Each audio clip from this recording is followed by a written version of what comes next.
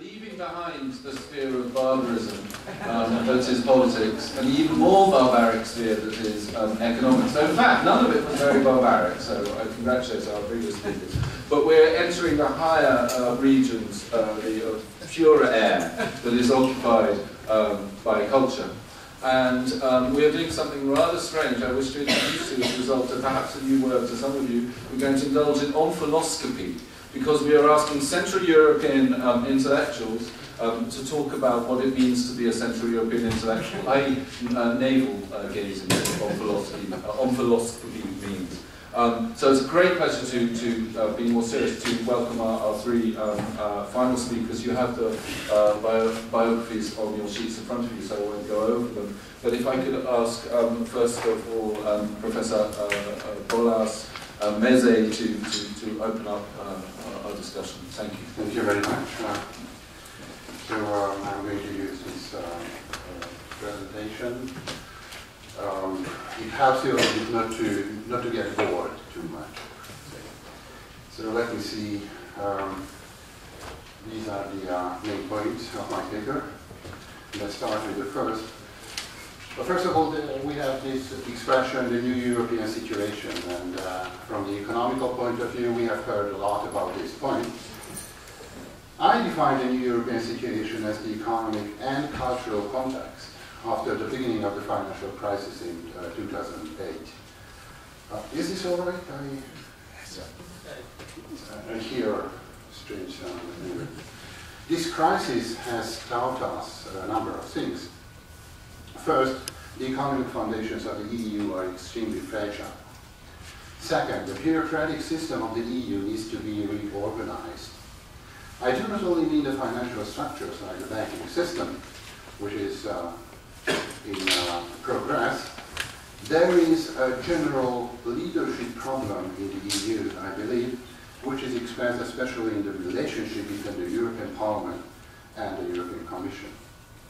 Moreover, neither the European Parliament and the European Commission seem to have a democratically well-defined nature and purpose. The enlargement of the EU caused a number of problems which we have not dealt with sufficiently. There are important differences between Western and Eastern Europe, Eastern European Union countries, not only in welfare, but also in attitudes, in culture, in the traditions and understandings of democracy. More than 2 decades have not been enough to move some Eastern European countries closer to the Western countries of the EU, while the Czech Republic, Poland, Estonia, Slovenia, or Slovakia have shown development, the differences are still too visible. We still struggle with the problem of the eastern and southeastern borders of the EU. Russia, Belarusia, Moldavia, and the Ukraine are countries in which democratic procedures are substantially different from those in Eastern Central or Western Europe. I'm using this expression Eastern Central Europe instead of Central Eastern Europe. I think it's more faithful to the geographical and cultural facts. In other words, the new European situation consists of a characteristic bunch of problems. On the one hand, we have the inherited structural problems of the EU. On the other hand, we have the new problems imported to the EU by the new members of the Eastern European countries. No appropriate steps have been taken to develop new approaches and methods to deal with this problematic. The most palpable danger of the lack of a new and convincing solution is the return of old patterns in Europe. I do not really mean historicist romanticism. This is from 1870, as you see. I do not merely mean historicist romanticism or the re-emergence of old-fashioned ideas or ideologies. I also mean some patterns in politics and economics which date back to the times before the formation of the EU and which emphasize the inherent rights of strong states as opposed to weak countries. Now let's see the cultural characteristics. I call attention to the following. After the collapse of the Soviet Union, leftist ideologies, especially Marxism, appear to have suffered not only a serious setback, they seem to have lost plausibility in the sociological sense once and for all. For those who had been raised up in the Soviet system, these developments seem natural because the inner inefficiency and moral weakness of the Soviet ideology was just too obvious. However, neither Marxists in the ex-Soviet states nor Marxists in the EU in Western Europe have ever tried to face the philosophical, moral, political, and cultural challenge of the collapse of the Soviet Union in a systematic fashion. Never a European, or, to my knowledge at least, international conference has been organized on the consequences of this important political change. And in ex-Marxist countries, philosophers and cultural experts never analyzed in detail the consequences of this occurrence of unique importance. I myself have never seen a thoroughgoing systematic work dedicated to this problem during the past 2 decades. This lack of sincerity has many reasons which I cannot list now. The big picture, however, is clear enough. Europe is in a situation which is similar to the state of a patient with post-traumatic stress disorder. We would need a treatment, but not even the symptoms are sufficiently defined. The bottom line is, I believe, the lack of sincerity. The culture of the EU shows symptoms which originate in this post-traumatic stress disorder, yet we cannot determine the symptoms and their origin. More concretely, while the trauma of the Holocaust is in the foreground, and we attentively analyze the historical process and the political and cultural process, we do not see the other trauma of the European consciousness, especially Eastern European consciousness, Soviet-type communism. In some countries, such as Poland or Hungary, efforts have been taken to determine both the syndromes and its consequences. Yet these efforts seem to be connected to political opinions and do not possess a cultural objectivity. One example suffices here. In Budapest, you find the so-called House of Terror, a museum dedicated to the memory of the Holocaust and the Soviet oppression at the same time. The museum was founded during the Christian Democratic government in 2002, but already the next government wished to close the museum and it hardly survived the subsequent years. Even now, we find a strong opposition to its exhibitions and its general approach to the traumas, because there are many influential people who are not prepared to face these traumas. The consequence is again an insufficient treatment of our traumas in Central Europe.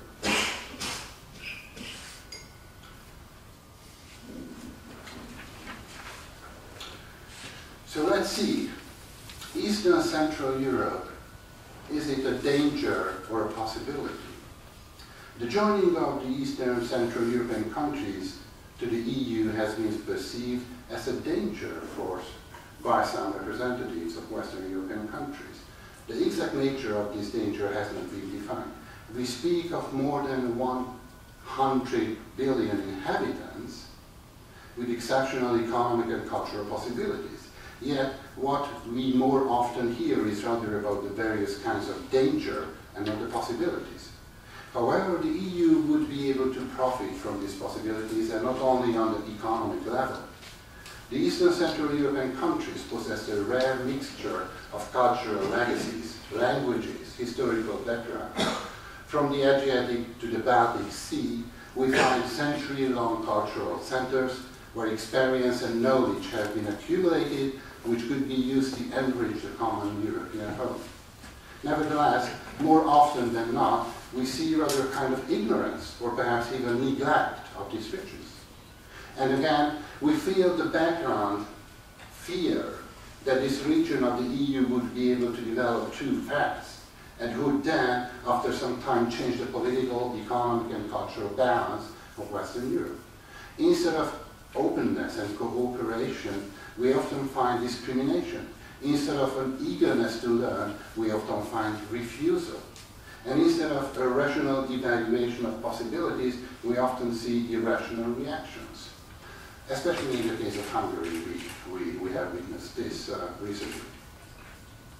In reality, however, Eastern Central Europe offers a unique cultural possibility for Western Europe. Look at the map.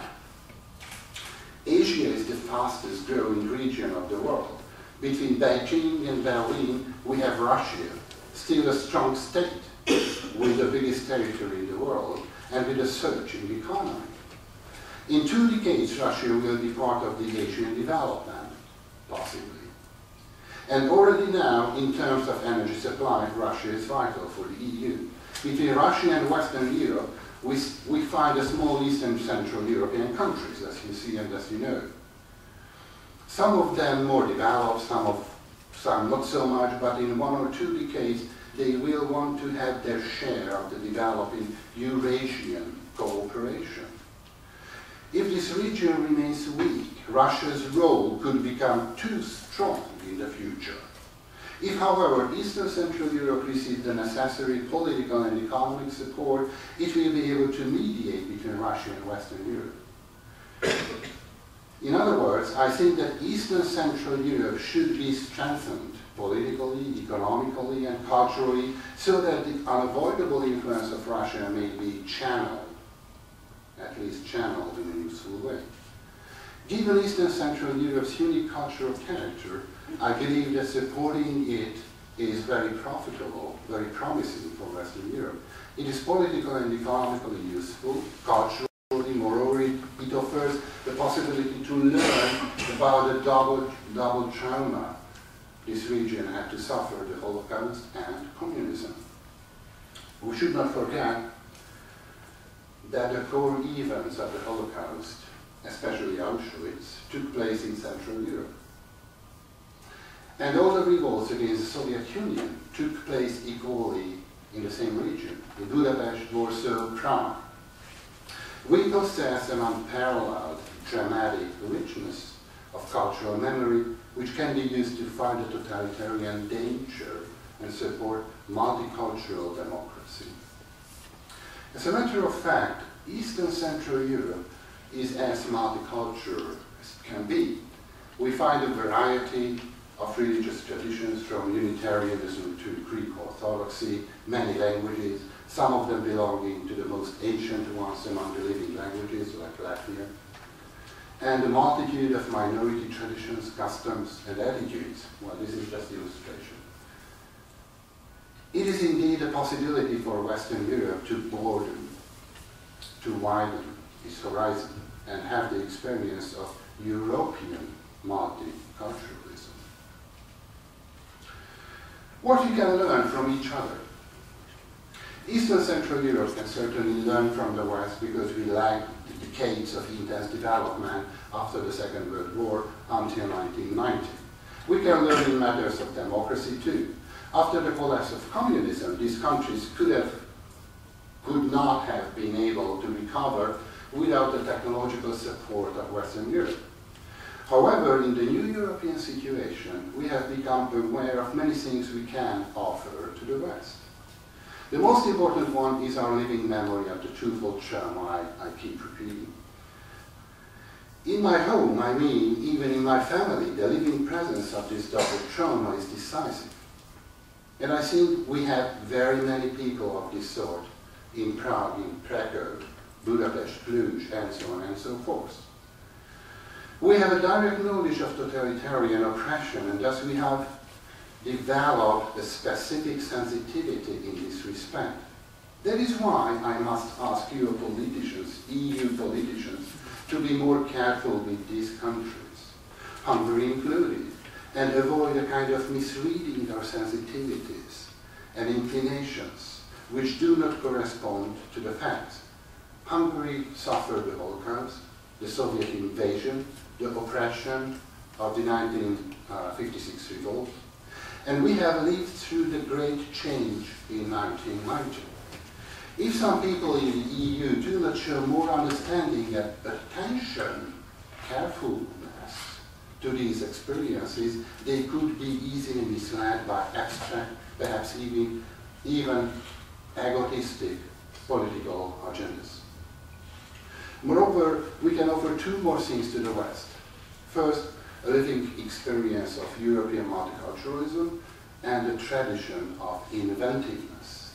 Let me mention here only some examples of the latter. Not only, I mean this time from my country, the Rubik Cube, okay? But this is a very interesting kind, as you see, made for blind people. Light transmitting concrete.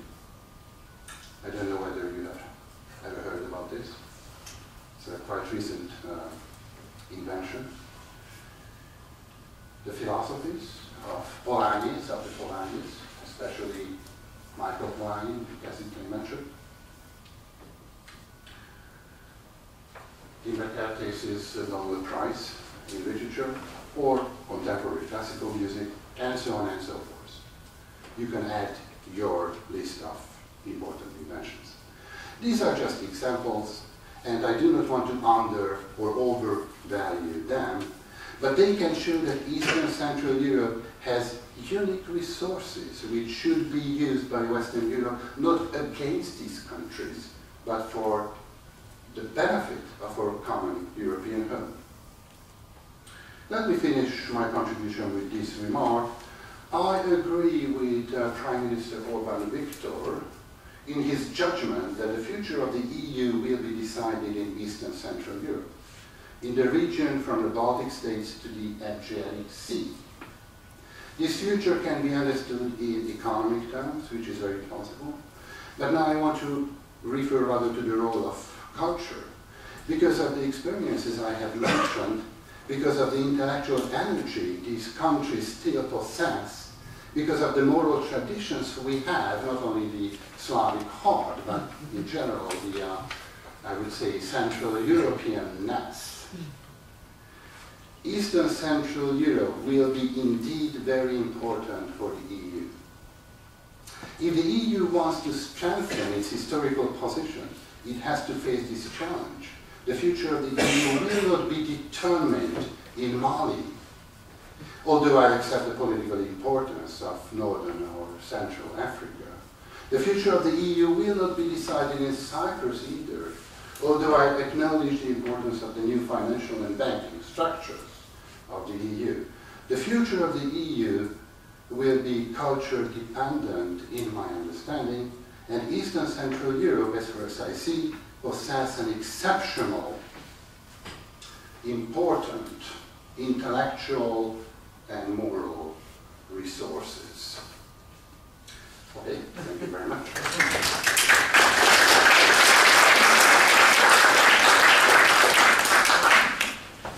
Thank you very much, Balázs. A controversial thesis perhaps developed that we can discuss afterwards, an equation of the crimes of Nazism and of communism and the status of Central Europe as victim, which conveniently rules out Austria and Germany, with Karl Marx and Adolf Hitler were the sources of those, the sources of those same sorts of terror. So perhaps we can discuss that afterwards, but an interesting one. But we'll go straight on to our next speaker, who's Wojciech Przybylski. Wojciech. Yes, thank you. This is fine. So I'll try to be brief and provide you with a little example of what the intellectual production today is from Central Europe, based on the example of Poland. We try to do more of that in the Vasecka Insight publication that I just left on the tables, and I saw some of you have shared some, took some copies, and we're very happy to do that. Where we try to portray what is going on in Central Europe, more or less defined by Vasecka countries. So I will skip here the definition of what Central Europe is, which is because this is usually the occupation of intellectuals in Central Europe to define it. And I'll try to instead to define a little bit of what intellectual is and who are we talking about, as you've read in the introduction to this panel. And I understand that this quest is impossible, so I know my limitations here. It will be just food for thought and for later discussion. And then I'll go over to a brief summary of one of the intellectual productions of recent years that I think is topical, especially for the conference. It's a book by Marcin Król, a prominent Polish intellectual, and with some hints and questions at the end of what could be discussed afterwards. So let me start with the intellectual. And also, it's an ever-going quest if you are being defined as one, and you think, or I'm not sure if I should be so thankful. So the quotes that are worth remembering, one of them is that there are some ideas so absurd that only an intellectual could believe them. And that was by George Orwell. The other one, for instance, is that the intellectual discovered that the masses no longer need him or to gain knowledge. They know perfectly well, without illusion, they know for better than he, and they are certainly capable of expressing themselves, and that was Foucault. There's a long tradition of criticism against intellectuals. Intellectuals well deserve that, I believe. Very often being employed by as political agents, talking heads, to support or to attack political regime. But what I believe is more important, and where an intellectual has a actual job to do, that is not propaganda, is when he tries to explain the situation of a given country, of a given society. He tries to understand best. So it's a little bit like a poet, but employing different means of communication than poetry, rather than intellectual life. And I cherish that kind of intellectuals and those intellectuals.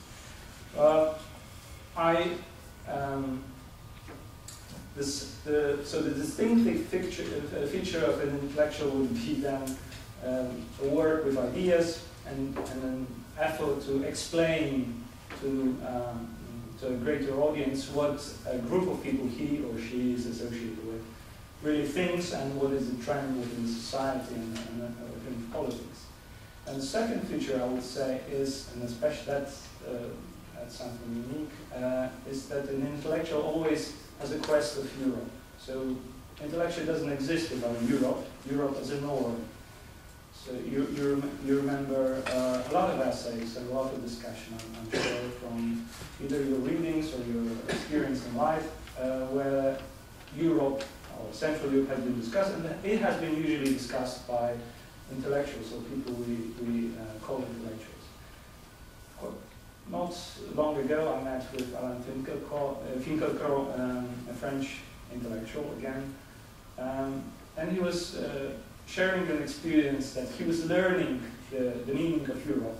He wasn't using it, he wasn't reflecting on the idea of Europe, what Europe is, if it's a norm or anything else, until he met with Central European intellectuals, and they were saying that they needed Europe, and they were calling themselves Central European because they couldn't call themselves fully European, and they perceived Europe as a norm. And through Central Europe, he was discovering then, in the 60s, 70s, he was discovering then what could be Europe.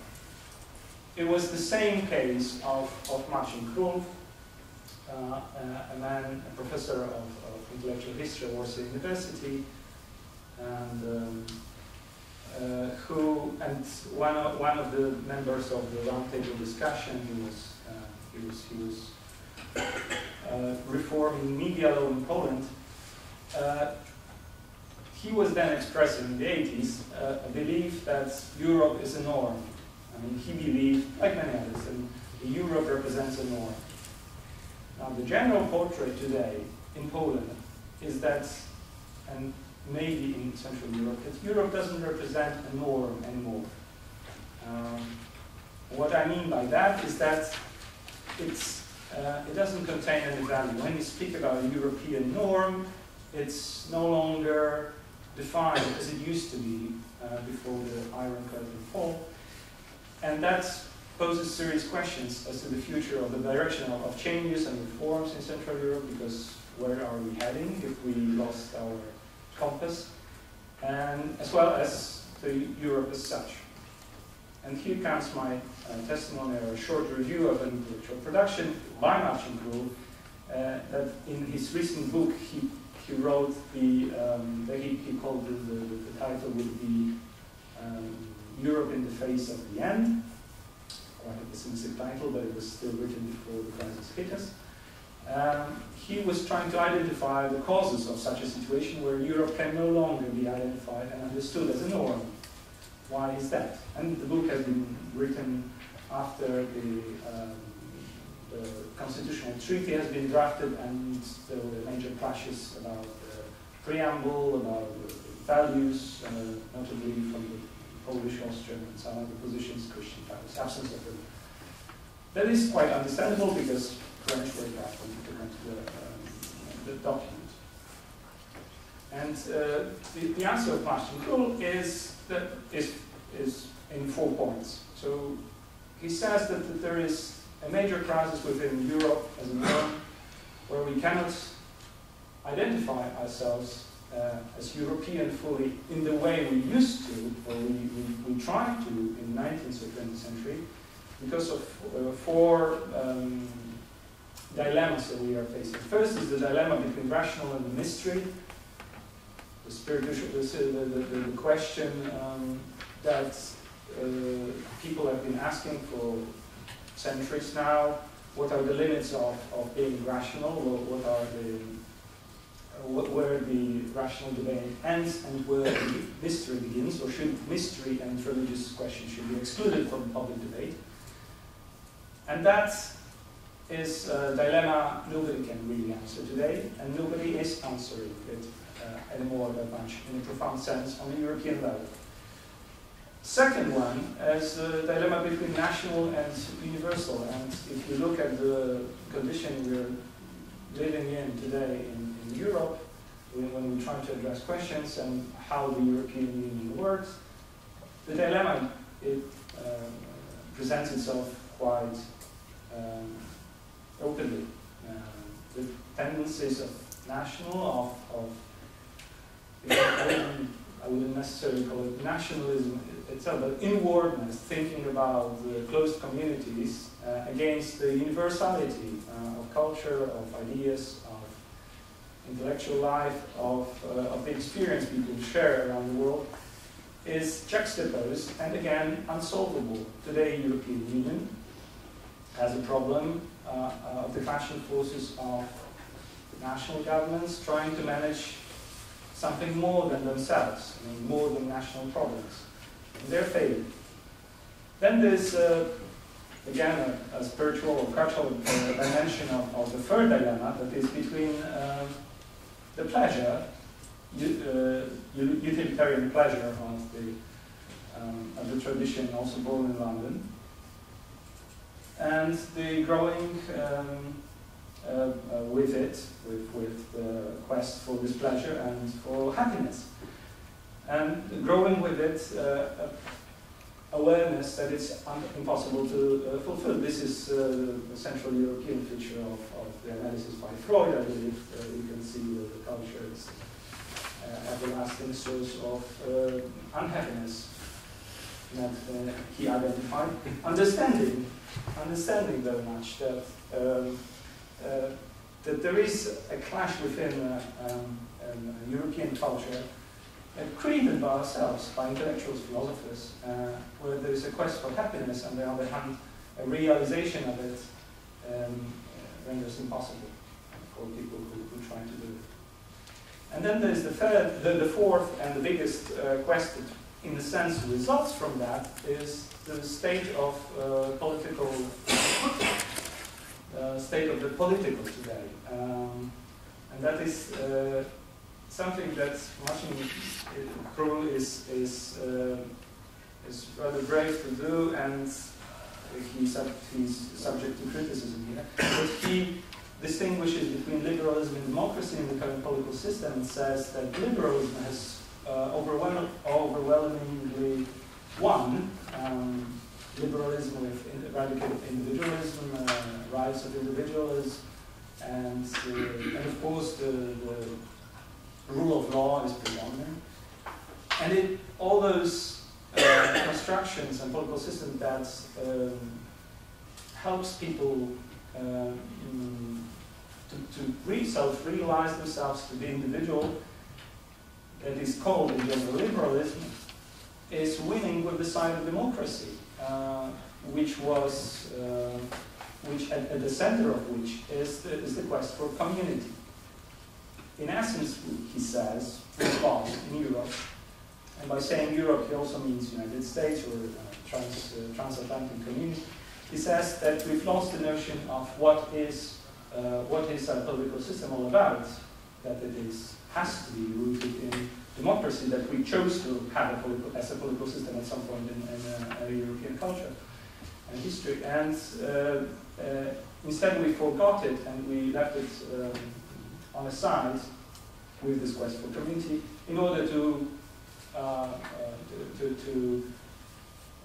try to work on and build on pure liberalism. That is the challenge for tomorrow, because he says it's impossible to continue. Now,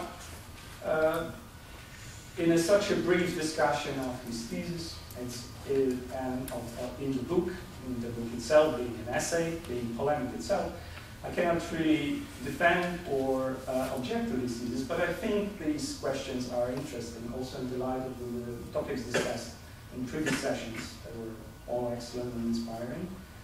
And I think this is the kind of production that we actually really need today, more than of the intellectuals getting involved in political struggle and debate, advocating for one or the other side, that is the everlasting and repetitive history with intellectuals in Europe. So I cherish much more intellectuals like Petr Náš, a Hungarian writer, who tries to identify the sources of a difficult situation in Hungary, much more than intellectuals that are for or against a particular government. Or Jacques Rupnik, identification of what are the sources of different strategies four countries in the Visegrad have towards Europe because of their different position towards euro as a currency. So this in general, this example of Washington and the attitude that I've been presenting is a thing, is in my belief, a quest and a future mission to be awaited from intellectuals, and I hope that it's still possible and it is the right thing to expect. I'll stop there.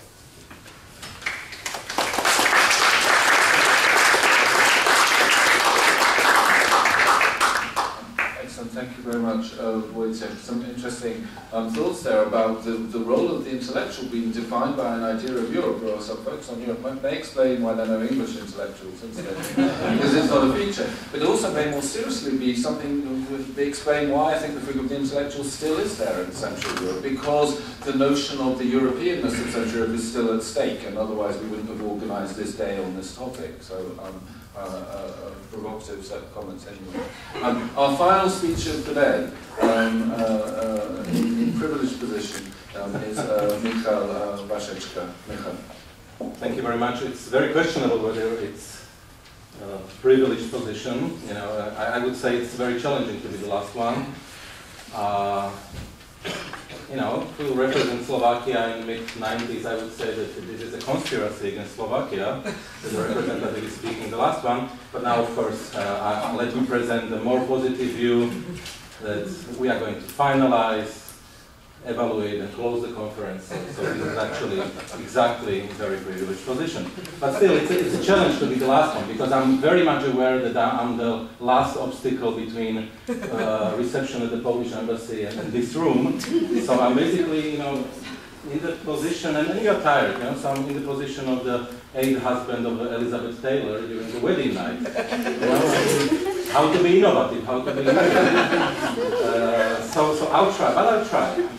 And let me react right at the beginning that I'm not sure whether we are representing intellectuals of Central Europe, but I mean, let me admit that from time to time, at least I was desperately trying to behave that way.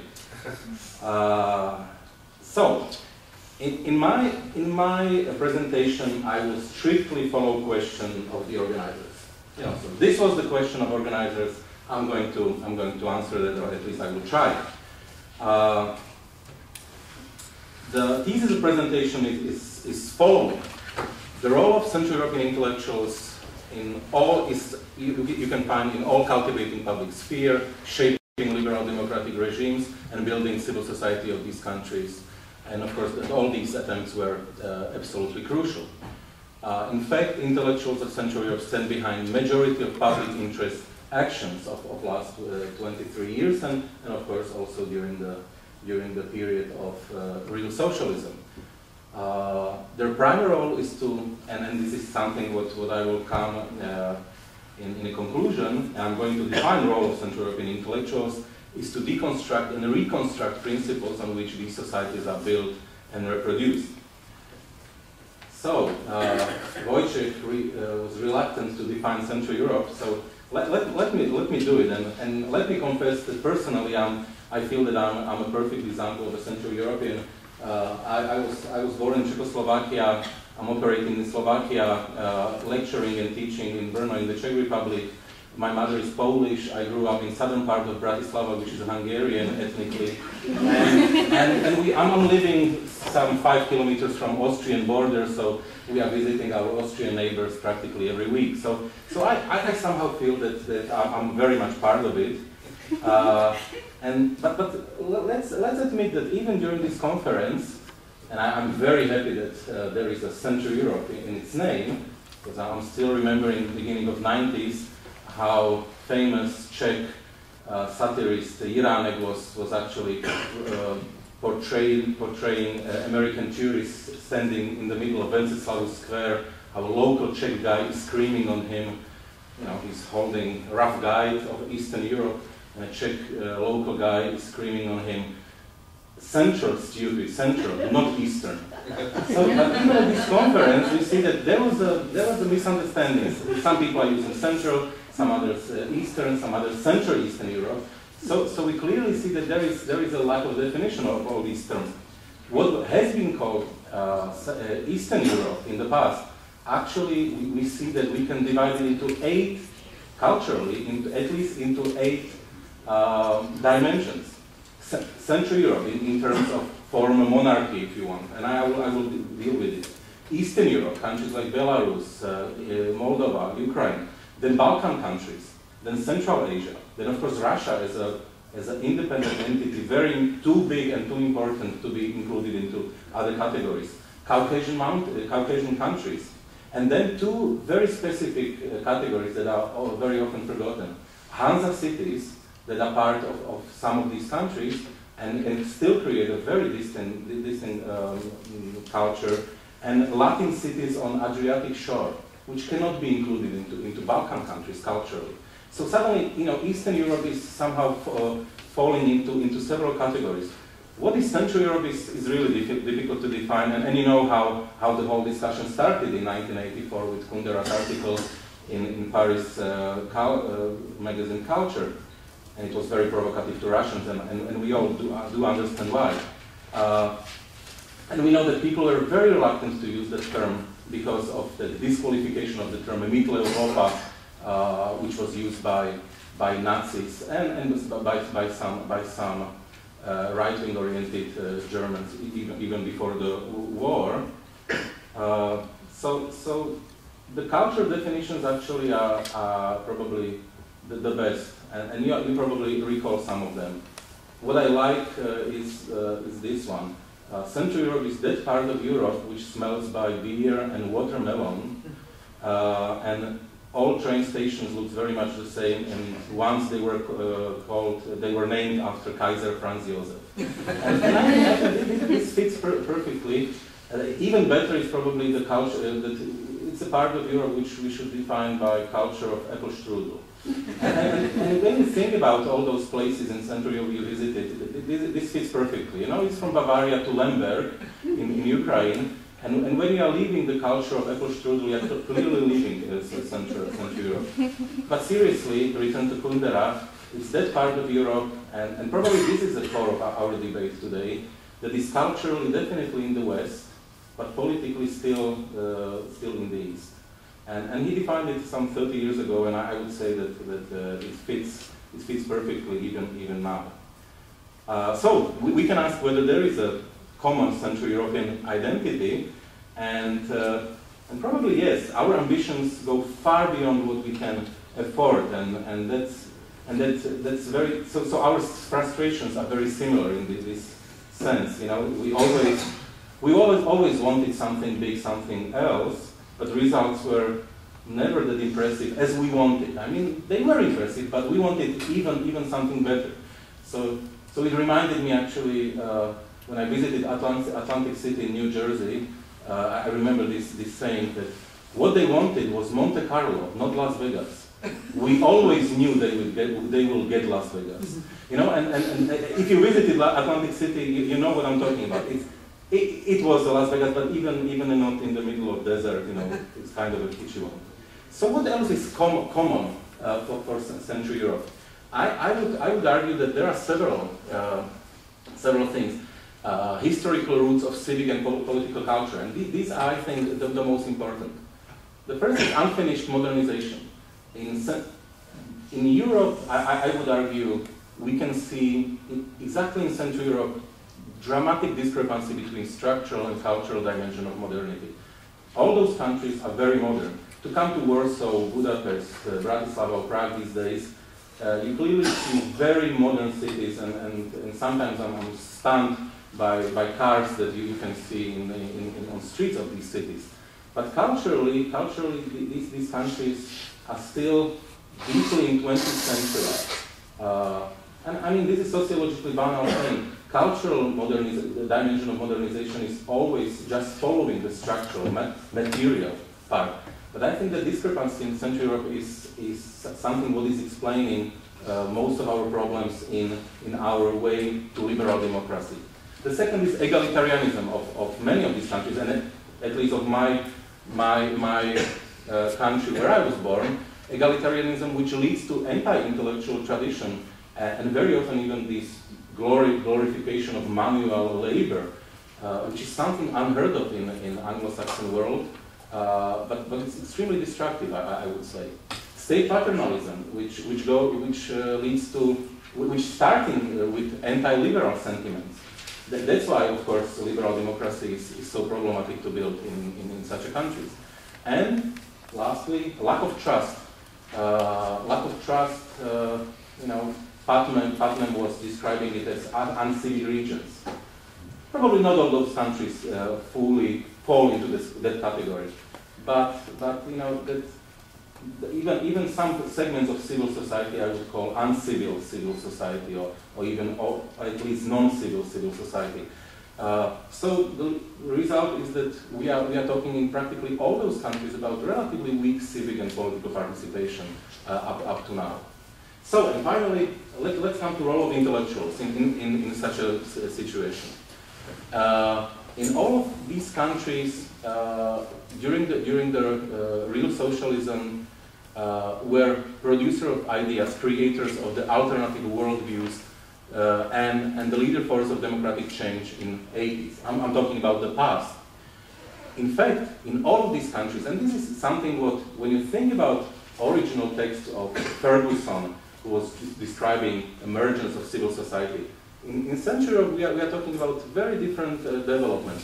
Civil society was found and shaped by intellectuals, and it is still, above all, their domain. Intellectuals are still the most active segment within the third sector in those countries, and stands behind the majority of public interest actions. So, in the same way as in the pre-1989 past, intellectuals of Central Europe create islands of positive deviation these days, elaborate alternative views, and highlight the importance of morality within public life. And I'm adding that they are paying price for that. And they were paying actually that price always. And now I don't want to lecture about intellectuals because we know how the term was created. It was actually a very pejorative term which were created by French reactionaries against Émile Zola and his public appearance during Dreyfus campaign.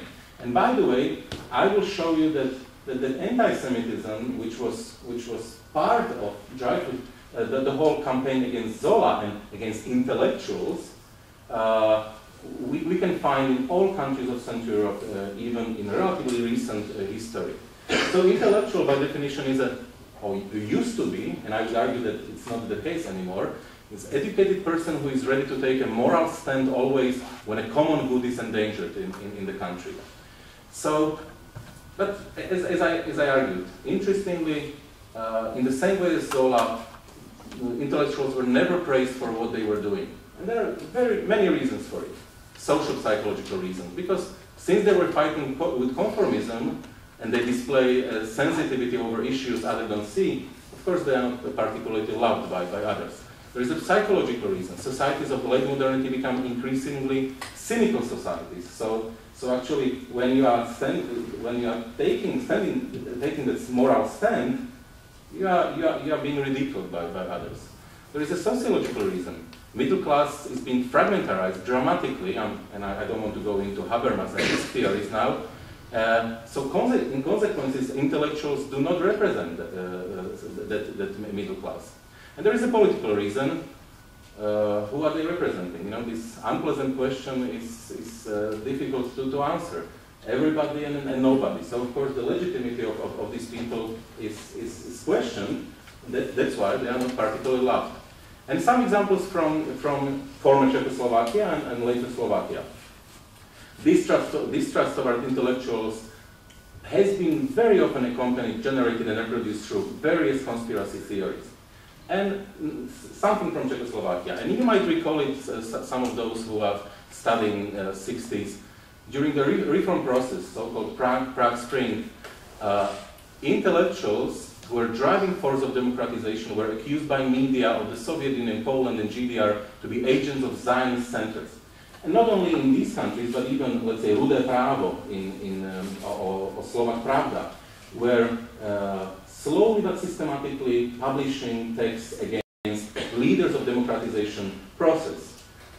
Very good example was Goldsticker, for example, one of leaders of democratization process. Jewish background of leaders of the Prague Spring started to heat discussion, although most of intellectuals who were driving force of the reform process were not Jewish, of course. Anti-Semitism just served one function, to slow down or to stop democratization process. Yeah? In 1969, even the term Jewish intellectual enriched the vocabulary of so-called normalization times. And it continued. Just think about Charter 77. Attributes such as Jewish and Zionist were used also against the Charter 77 in the 70s and 80s. So the evil causality has been created. A mixture of Zionists, Freemasons, Jews, and intellectuals refreshed all the stereotypes and prejudices from the past. In the Czech Republic, after 1989, there were attempts to refresh all those ideas and to point at intellectuals this way. And although it's happening from time to time that there are attempts to somehow bring all these ghosts of the past, generally speaking, in the Czech Republic, these attempts are relatively unsuccessful. In Slovakia, they are unsuccessful these days as well, but especially in 90s, beginning of 90s, unfortunately, I must say they were successful. Leaders of the Velvet Revolution in Slovakia, no matter what was their ethnicity, identity, were blamed to be Jewish, Zionist, and anti-Slovak. So even the first free elections slogan of Public Against Violence, Chance for Slovakia, was portrayed by nationalists as a chance for Israel. And of course the goal of it was very clear. And I probably don't have time to speak about all those very ideal types of that period. Fedor Gál, who escaped in 1991, literally escaped as a leader of Public Against Violence. And Martin Butora, who was running for president just a few years ago, there were a lot of similarities even with the campaign against Thomas Garrigue Masaryk. I mean, we were actually having lunch in a room which was named after him. So Masaryk, as you remember, was actually portrayed in the same way at the beginning of 20th century. Just because he was active in favor of Hilsner in Hilsner affair, and he was not of course active just because it was unjust affair. Again, one particle guy from the Czech lens, but most importantly because he clearly identified that this is the crucial moment when clerical and anti-democratic forces are going to mobilize voters against